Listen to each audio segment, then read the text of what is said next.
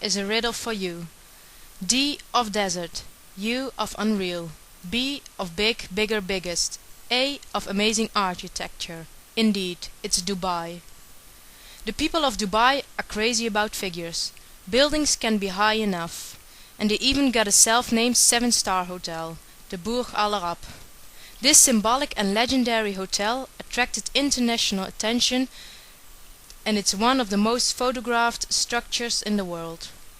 Next to that, the Burj Khalifa, better known as Burj Dubai, is the tallest building in the world and is a height of 828 meters.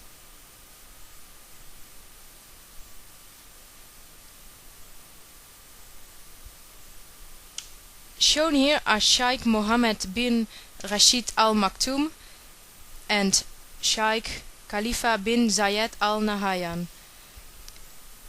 Sheikh Mohammed is Prime Minister and Vice President of the United Arab Emirates and ruler of Dubai. And did you know he studied in Cambridge? Sheikh Khalifa is the President of the United Arab Emirates and ruler of Abu Dhabi. What's hot in Dubai? Almost every activity you can think of happens indoors. Since the last few years, Dubai is becoming more and more popular among tourists.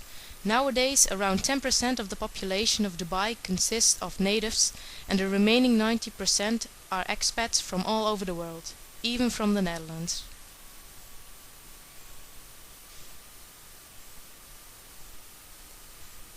Experience the traditional life of the locals by visiting the souks.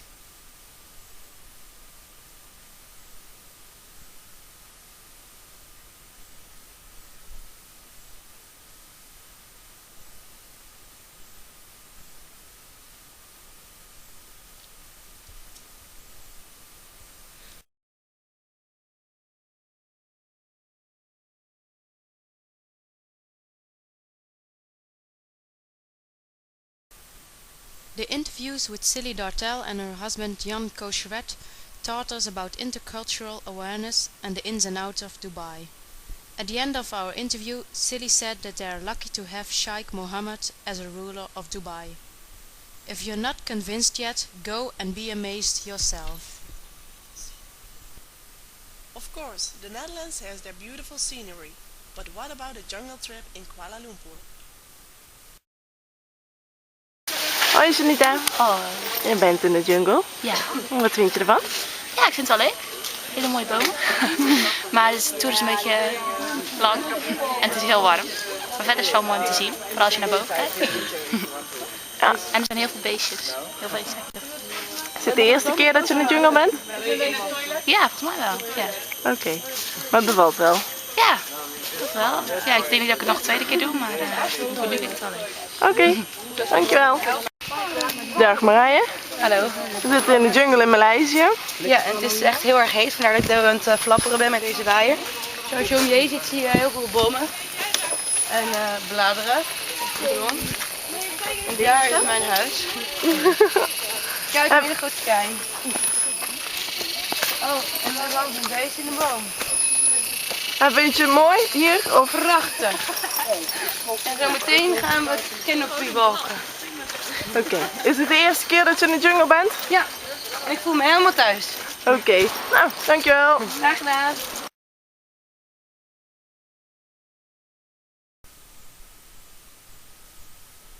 This video says more than 100 words. Martijn says he's sweating everywhere, even into his ears, while the lecturers discussed about Wi-Fi options in the jungle.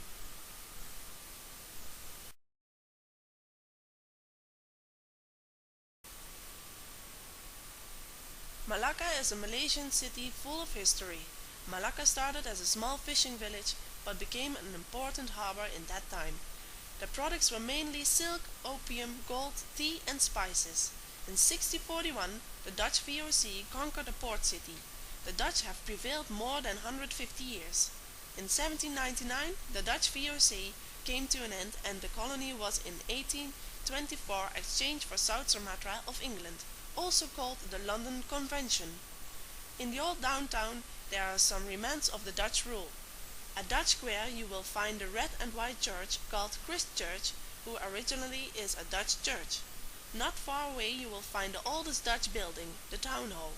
The town hall is in typical Dutch colonial style, was built in 1650 and consists of bricks which have been transported by ships from Ceylon. Most Asian countries have tuk-tuks, but who vary by country in color and appearance. A typical transport of Malacca is the trisha. The trisha is beautifully decorated and the cyclist will drive you around downtown.